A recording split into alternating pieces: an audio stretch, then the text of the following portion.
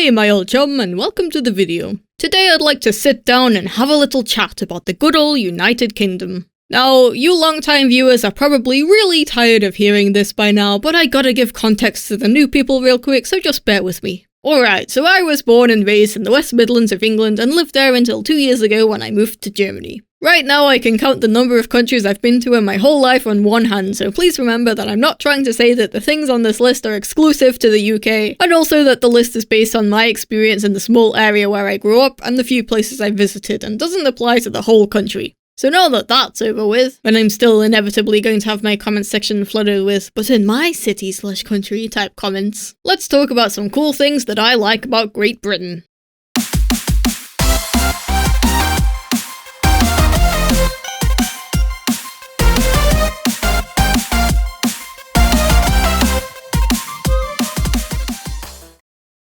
The food.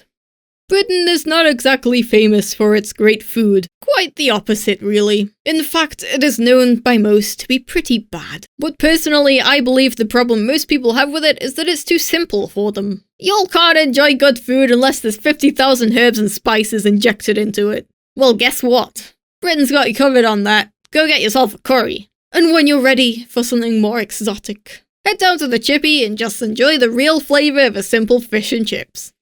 Tea.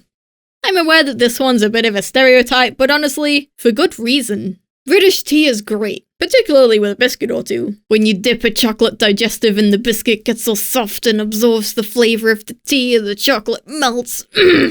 This good. Unlike the pathetic excuse for tea you get in Germany. Here, when you want a black tea, you either get Earl Grey or quote-unquote English breakfast. I don't know what sicko came up with this pathetic excuse for tea and slapped the name English on it.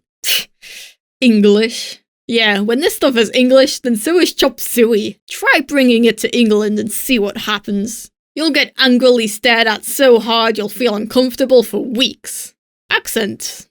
In, probably every country. In the UK you will find many different variations of the English language. Some areas even make up their own words because the ones that already exist just don't capture their passion enough. And that's really cool. And very funny.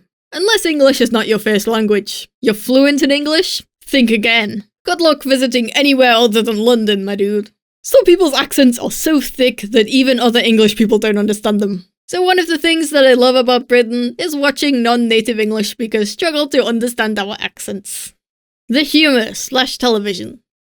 I put these two together because Britain has created some great TV shows that all capture that classic Great British humour. I honestly can't think of one show that doesn't incorporate humour at least occasionally, and if there is one, I don't care because humour is the only relief I get from my declining mental health. Anyway, if you would ask me to explain what makes British humour so different to other cultures, I would have no clue. It just is. I think that there's just a specific kind of emphasis on delivery. Jokes are usually told rather than being visual like slapstick, which makes us British people feel very smart because you actually have to use your brain to understand our jokes instead of just laughing at the silly man who fell on the floor like those simpleton Americans. Although one of our most popular shows is based almost entirely on visual humour, so I don't know, British telly makes me haha funny for reasons I can't explain, but I'm sure you can find at least 24 essays about it in the comments already. I gotta be honest with you guys, this list was kinda hard to write. The specific area where I grew up wasn't that great, so most of my best experiences are from other places I visited and, TV. Obviously that's not to say that I hate the country. If I did, I wouldn't have made this video, but it's kind of easier to make a list of things I don't like about it. So I hope you'll return in approximately 2 weeks for my video about things I hate about Britain. If you haven't already, you can subscribe and hit the bell so you won't miss it when it comes out. And if you're feeling generous, you can leave a like if you'd like. It helps me out quite a bit. So I hope you enjoyed this video, and until next time, have a nice cuppa.